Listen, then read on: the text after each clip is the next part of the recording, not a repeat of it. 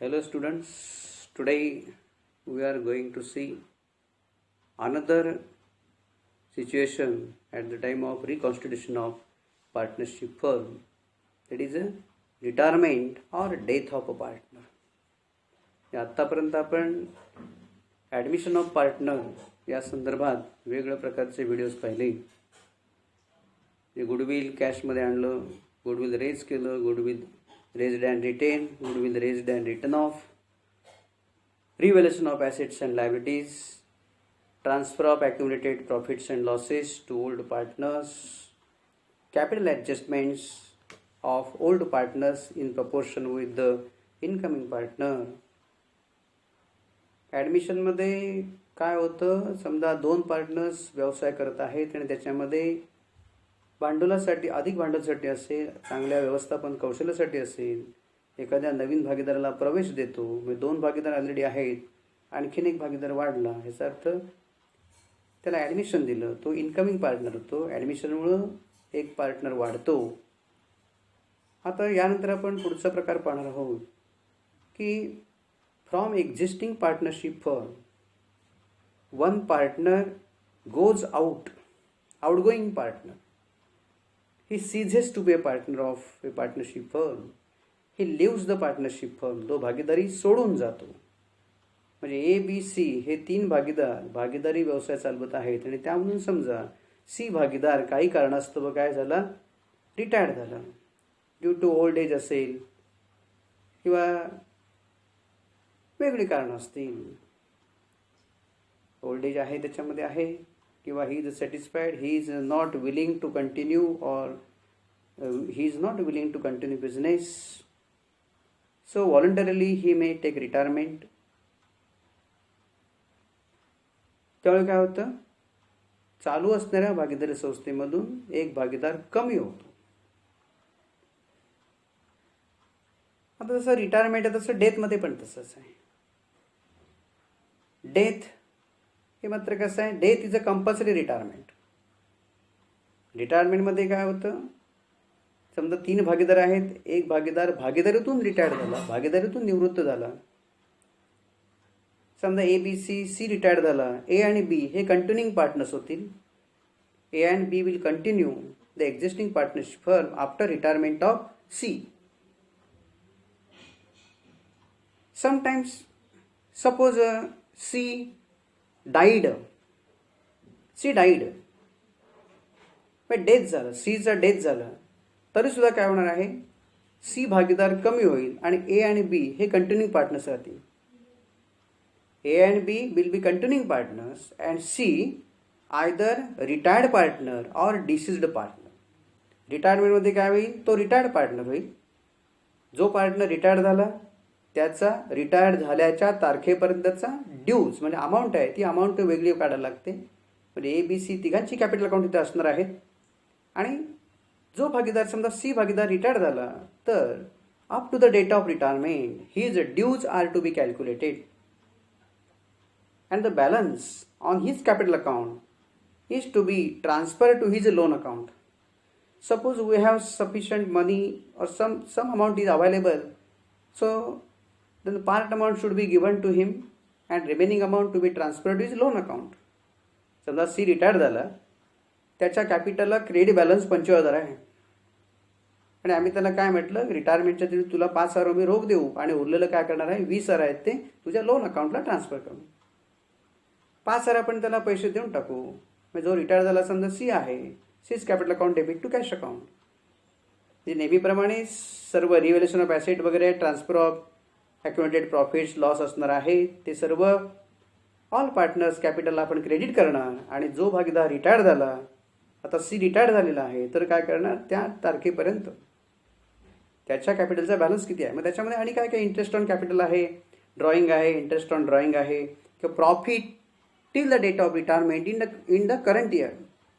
In the current year till the date of retirement we have to calculate profit and his portion in that profit is also to be credited to his capital account. म्हणजे ज्या दिवशी तो retired झाला त्या दिवसापर्यंत त्या वर्षाचा profit आम्हाला ॲसर्टेन करावा लागतो, प्रॉफिट कॅल्क्युलेट करावा लागतो on the basis of last years. We will see afterwards how the profit till the date of death or date of retirement is to be calculated. तो प्रॉफिट आम्ही कॅल्क्युलेट केल्यानंतर ते profit and loss suspense account असतं. So profit and loss suspense account debit to retiring partners capital account or deceased partner capital account. भागीदार retire हो किंवा भागीदार मृत्यू पावो, डेट ऑफ रिटायरमेंट किंवा आपलं date of death, we have to calculate his share in the profit in the current year. So that is to be ascertained and credited to his capital or current account. आणि एवढं करून समजा मगाच म्हटलं त्याप्रमाणे C समजा retired झालेला आहे. C retired झाला, त्याचा बॅलन्स किती म्हटलं आपण 25,000 आहे. 5,000 आम्ही त्याला आता देऊ शकतो. So C's capital account debit to cash account 5,000. मी C's capital account debit 25,000 to cash account 5,000 and to C's loan account, retiring partners loan account किती 20,000. म्हणजे इथं सी रिटायर्ड झाल्यानंतर त्याचे जे ड्यूज आहे ते ड्यूजमध्ये आम्ही 5,000 त्याला दिले. 25,000 मधून 5,000 गेले, 20,000 राहतात. हे 20,000 त्याचं लोन अकाउंट असणार आहे. आणि न्यू बॅलन्स शीटमध्ये C's loan account will be appear in the new balance sheet. A and B's capital accounts will be there. And C is not now partner, he retired from the partnership. So the amount due to C, that is 20,000, is to be transferred to his loan account. So C's loan account will be appeared in the new balance sheet till the repayment of his all dues. जोपर्यंत आम्ही त्याचे 20,000 रुपये परत करत नाही तोपर्यंत नवीन balance शीटमध्ये C's loan account दिसणार आहे, रिटायरिंग पार्टनर्स लोन अकाउंट दिसणार आहे. आता रिटायरमेंट ऑफ पार्टनर यावर्षी लक्षात घ्या, यावर्षी बोर्डानं 25% जो सिलेबस कमी केलेला आहे त्यामध्ये प्रश्न क्रमांक 2 आहे, हा ॲडमिशन और रिटायरमेंट आहे. तर रिटायरमेंटवरती आता मी जास्त प्रॉब्लेम घेणार नाही आहोत. सर्व सिलेबस पूर्ण कव्हर झाल्यानंतर फार तर आपण ते घेऊ. ॲडमिशनचे आपण 10 प्रॉब्लेम पाहिलेले आहेत. तर ॲडमिशनला और रिटायरमेंट आहे. आणि डेथ ऑफ पार्टनर जो पुढं आहे, या डेथ ऑफ पार्टनरवरती मात्र प्रॉब्लेम नंबर 3 आहे, हा 3 आहे. दुसरा प्रॉब्लेम ॲडमिशन और रिटायरमेंट आहे. ॲडमिशनचे आपण प्रॉब्लेम पाहिलेले आहेत. रिटायरमेंटचा आत्ता घेणार नाही आहोत. डेथ ऑफ पार्टनर आहे, पण डेथ ऑफ पार्टनरची सुरुवात करण्यापूर्वी death of partner, retirement of partner, accounting treatment is same. Accounting treatment is same. Retirement as per will आहे, पण डेथ कसं आहे, नॅचरल डेथ असणार आहे. There is no fixed date, we can't determine. आपण कधी मृत्यू होतो आपण ठरवू शकत नाही, ॲक्सिडेंटल आहे. एवढाच फक्त फरक आहे. आणि आता इथे समजा सी काय झाला, डाईड झाला. सीचा मृत्यू झाला तर काय होईल, एवढाच फक्त फरक आहे. रिटायरमेंट डेथमध्ये एवढाच फक्त फरक आहे. रिटायर्ड झाला आपण काय म्हटलं, त्याचे 20,000 काय केलं आपण, सीज लोन अकाउंट दिसलं. समजा सी काय झाला, सीचा मृत्यू झाला तर मगासारखंच करायचं. रिटायरमेंट सारखंच प्रोसिजर आहे. रिटायरमेंट सारखंच डेथ ऑफ पार्टनरचं प्रोसिजर इज सेम. सी ज्यावेळी मृत्यू पावला त्या तारखेपर्यंत त्याचा कॅपिटलचा बॅलन्स जो आहे तो आम्हाला ॲसर्टेन करावा लागतो. म्हणजे त्याचा ओपनिंग कॅपिटल बॅलन्स असेल, त्याला सॅलरी दिली असेल, इंटरेस्ट ऑन कॅपिटल असेल, कमिशन असेल, हे सर्व क्रेडिटला होईल नेहमीप्रमाणे. आणि ड्रॉइंग असेल, इंटरेस्ट ऑन ड्रॉइंग आहे, हे डेबिट होईल. आणि profit till the date of death in the current year it is also credited to his capital account. And now in the case of death of partner, the balance on the deceased partner is to be transferred to his legal heir or executor, his representative nominee. So deceased partner share is to be transferred to his legal heir or legal executor's loan account. म्हणजे instead of showing a retiring partner's loan, in the case of death, we have to show deceased partner's legal heir's loan account. जो भागीदार मृत्यू पावला, म्हणजे मगाच्या उदाहरणामध्ये काय म्हटलं, C मृत्यू पावलेला आहे, मग सीचा जो लिगल हेअर असेल, कायदेशीर वारस असेल, त्या कायदेशीर वारसाचं लोन अकाउंटला तो बॅलन्स ट्रान्सफर करायचा. कारण त्याला पण अमाऊंट परत करू शकत नाही, is died. So, amount due to the deceased partner is to be transferred to his legal heirs loan account, executor's loan account or legal heirs loan account. एवढाच फक्त फरक आहे retirement of partner and death of partner. आता इथं मग असे म्हटलं त्याप्रमाणे रिटायर्ड हो किंवा डेथ हो, दोन्ही याच्यामध्ये काय दिसतं आपल्याला, एक पार्टनर कमी होणार आणि एक पार्टनर कमी झाल्यामुळं प्रॉफिट शेअरिंग रेशो बदलणार. ए बी सी समजा 5-3-2 आहे. A, B, C are partners sharing profits and losses in the ratio of 5:3:2. Suppose C died or retired. In the case of retirement or death, calculation of new ratio is simple. Who retires or who died, his share is to be deleted, exempted, and remaining share will be new profit sharing ratio. Suppose C retires or C died, A and B will be share profits and losses in the ratio of 5:3. A, B, C 5-3-2 आहे. C retired झाला, A आणि B चा ratio किती 5:3. समजा A retired झाला किंवा A died झाला, B आणि C किती होणार आहे 3:2. बी रिटायर्ड झाला किंवा बी डाईड झाला, ए आणि सीचा रेशो किती असेल 5:2. Simple. If new ratio is not given, suppose continuing partner decide to change the new profit sharing ratio, then new profit sharing ratio will be differ. Otherwise whenever any partner retires or dies, new profit sharing ratio amongst the continuing partners will be the remaining portion. जो भागीदार retire झाला किंवा जो भागीदार मृत्यू पावला त्याचा ratio delete करायचा, वजा करायचा आणि उरलेला जो रेशो असेल तो न्यू प्रॉफिट शेअरिंग रेशो. आता इथे लक्षात घ्या की new profit sharing ratio will be always more than that of is old ratio. कारण जो एकूण प्रॉफिट होत असतो त्याच्यामुळे समजा एखादा भागीदार मृत्यू पावला तर जे कंटिन्यूइंग पार्टनर्स असणार आहे त्यांना काय होणार आहे, प्रॉफिट जादा मिळणार आहे. They will be benefited. They will receive gain. Additional profit will be received by the continuing partners. लक्षात घ्या. ॲडमिशनमध्ये काय होतं, ॲडमिशनमध्ये ओल्ड पार्टनर्सचा प्रॉफिट कमी होतो. They have to make sacrifice. ॲडमिशनमध्ये काय आहे, ओल्ड पार्टनरचा सॅक्रिफाईस रेशो होतो. ओल्ड पार्टनर जे जेवढं सॅक्रिफाईस करतात तेवढा इन्कमिंग पार्टनरला त्याचा बेनिफिट होतो. इन्कमिंग ओल्ड पार्टनर सॅक्रिफाईस करतात तोच शेअर इन्कमिंग पार्टनरला मिळतो. म्हणजे ॲडमिशनमध्ये सॅक्रिफाईस रेशो आहे आणि रिटायरमेंट अँड डेथ ऑफ पार्टनरमध्ये गेन रेशो आहे. कारण at the time of retirement or death one partner reduce किंवा एक भागीदार कमी होतो.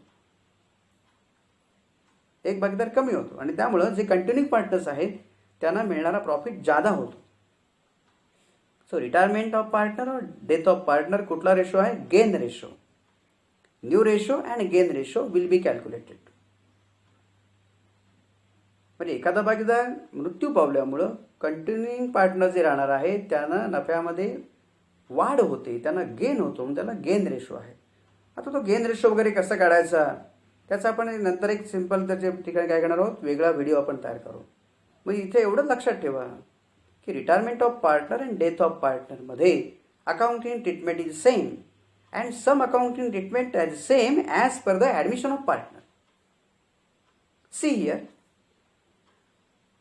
all accumulated profits and reserves are to be transferred to all partners, including retiring or deceased partner.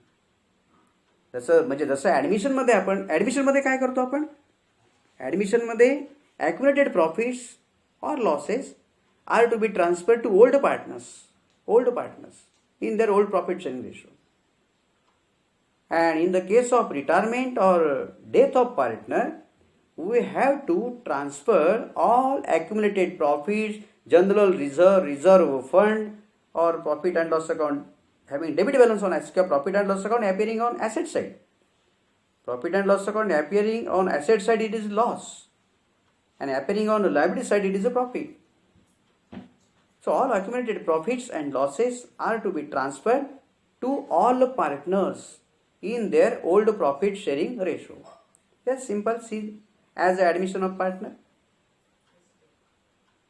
But here all partners, accumulated profits or losses are to be transferred to all partners, including deceased partner or retired partner. Then the revaluation of assets, same. Here also we have to open revaluation account or profit and loss adjustment account. Revaluation of assets, it is easy. Whenever the value of asset increase and value of liability decrease, there will be profit. So that are to be credited to revaluation account or profit and loss adjustment account. Listen again. Increase in the value of asset and decrease in the value of liability, there will be profit to the existing partner or old partner. So there will be profit and that amount is credited to revaluation account. And decrease in the value of asset and increase in the value of liability. परत आहे का? Decrease in the value of asset and increase in the amount of liability, it will be our loss, and so it is debited to revaluation account or profit and loss adjustment account. And after making revaluation of all assets and liabilities, whatever the profit or loss is to be transferred to all partners' capital or current account in their old profit sharing ratio.